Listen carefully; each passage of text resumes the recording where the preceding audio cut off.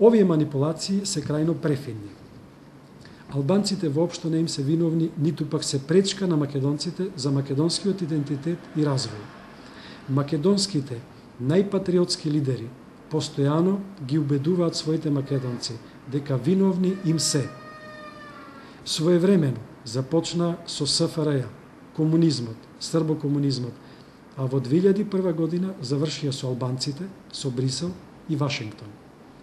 Последниве години вината е проектирана од тие патриоти во однос на Грција, СПЦ и веќе повеќе месеци одново се проектира вината кај Брисел, Вашингтон и кај албанците.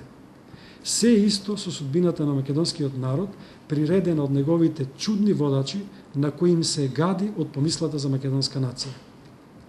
Брисел и Вашингтон несватливо се трпеливи да се направи во Македонија стабилност, развој и перспектива за животот и на државата и на граѓаните. Секоја година на статус кво или на оддалечување од Брисел и Вашингтон има се помалку македонци.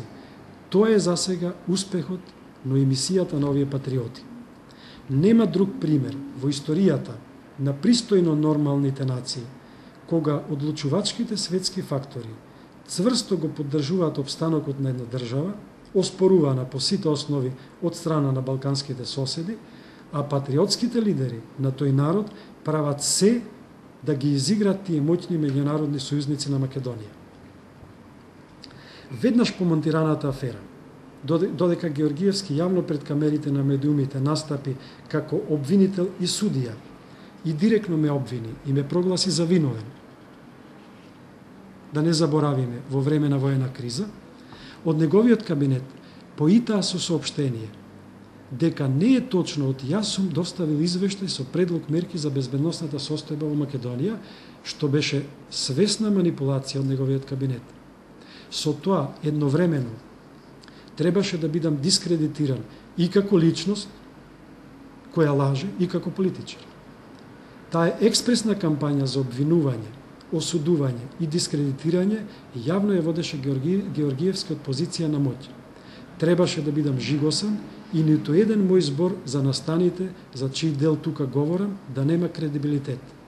Исто така, Георгиевски изјави дека тој прв пат добил некакви информации, дека на Македонија се заканува безбедносна криза од премиерот на Србија Зоран Џинџиќ во текот на јануари 2001 година, што исто така невистина, бидејќи МО и АРМ предупредуваа во последните месеци на 2000 година, а тој и Димовска тврдеа дека сознанијата на нашите армиски разузнавачи се лага. По монтираната афера бев предупредуван со екстремни закани да не говорам за сите овие безбедносни прашања. По една моја изјава за демонското ткиво во партијата, веќе добив закани за ликвидација и за разнесување на целото моје семејство. Потоа бев информиран дека врз основа на такви анонимни закани било извршено испитување за експлозивни средства кај мојот дом. Истото беше правено и кај моите од поширокото семејство, а особено кај мојата стара и немоќна мајка, на која постојано по телефон и се заканува дека ќе ја запалат заедно со куќата во која живее. Исто така, крајно симптоматично е што откако соопштив дека зад аферата стои демонското ткиво во партијата и дека ќе биде целиот случај проверен во надлежните служби за набавки и кај овластените лица кои ги склучиле договорите во МО, бидејќи јас немам ставено никаков подпис на ниту еден договор додека сум бил министер, Георгиевски мене ми издиктира цело сценарио за мојата оставка, која јас одбив да ја поднесам и барав целосно расветлување на случајот во МО. Очигледно беше дека Георгиевски тоа не сака да го дозволи и ми го издиктира од него предвиденото сценарио за оставката. Имено, да ја поднесам на 28.04.2001 година, ден сабота, до 11 часот да биде испратена до сите медиуми и до 12 часот тој да ја има информацијата дека оставката е стигната до медиумите. Наредниот ден, јас добив информација дека председателот на државата и врховен командант на АРМА, Борис Трајковски, патува во странство и се враќа дури по мајските празници. Ова информација ја проверив и беше потврдена. Тоа значеше дека речиси една седмица армијата да биде без присуство на врховниот командант и на министерот за одбрана. Мојата одлука и претходно беше јасна дека не поднесувам оставка, но со овој нов податок, јас во наредните 2 дена почнав да го барам премиерот лично да му изложам што значи таква состојба во која ќе се најде армијата. 2 дена, освен до шефот на кабинетот на премиерот тогашен и до еден од неговите најблиски и недоверливи партиски луѓе, не успеав да стигнам до него. Утрото на 28.04.2001 година упорно се обидував и натаму да стапам во контакт со Георгиевски, но безуспешно. Оставката не ја поднесов. Настаните од тие денови се добро познати. А кога ја поднесував оставката, над мојата глава стоеше човек задолжен за тоа. Истиот човек кој по моето повлекување од МО ми беше праќан дома пријателски да ме принудува да се разведем. Обвинението кое е покренато не содржи ниту еден доказ против мене. А во судскиот процес таков доказ не се изведе. Напротив, постојните докази покажуваат дека се во моја полза. Например, службениците од МО и АРМ, кои ги спровеле и ги подпишале документите за набавките, потврдија дека договорите се законски, дека нема мој подпис ниту на нив, ниту на другите документи за овие набавки.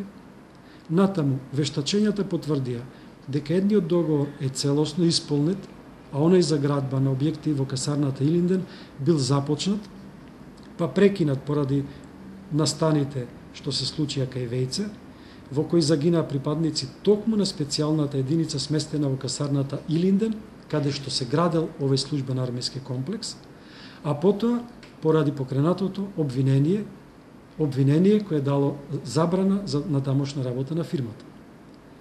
Натаму, генералштабот на АРМ, на барање на судот, а без моje знаење, издал службен документ до судот во кој потврдува дека генералштабот на армијата ја определил локацијата за градба на службениот комплекс за АРМ во кругот на касарната Илинден, а судот пресудата ја образложува со тоа дека договорот за градба на објектите не бил законски од причина што јас како министер за одбрана свесно сум одбрал локацијата да биде во касарната на АРМ за да биде постигнат договор од посебен карактер, што е очигледна лага, бидејќи самиот генералштаб на армијата потврдил обратно, дека тој ја предложи локацијата во касарната уште пред јас да стапам за министер за одбрана.